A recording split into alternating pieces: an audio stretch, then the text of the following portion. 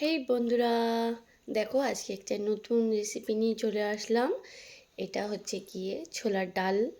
আমি ডালটাকে আগের দিন রাত্রেবেলা ভিজিয়ে নিয়েছিলাম, দিয়ে যেরকম পরোটার মাখি আটা, আমি আটা ময়দা দুটো মিশিয়ে মেখেছি।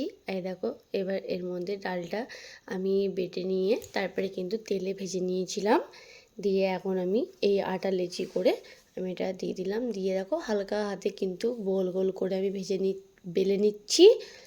আর সব কিন্তু একই সাইজের আমি বেলে নিচ্ছি। আর বেশি পাতলা করতে গেলে ফেটে যাবে, তার জন্য ফুলবে না।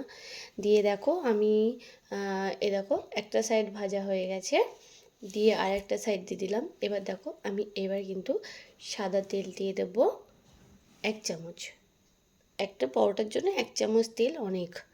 দিয়ে 1 চামচ তেলের মতো দিয়ে দিলাম। দিয়ে দেবে আস্তে আস্তে, দেবে কেমন কি সুন্দরভাবে ফুলে যাবে। দেখো ফুলে গেছে একটা সাইড। আমি এবার এটাকে পাল্টিয়ে দেবো।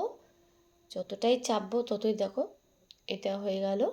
এবার আমি এটাকে আবার ঘুরিয়ে দেবো, যেহেতু একটা সাইড একটু মানে ফুটো ফুটো থাকে, ডালগুলো বেরিয়ে যায়।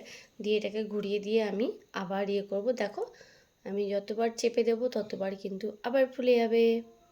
দেখো ফুলে যাবে, এটা দিয়ে ফুলে গেল।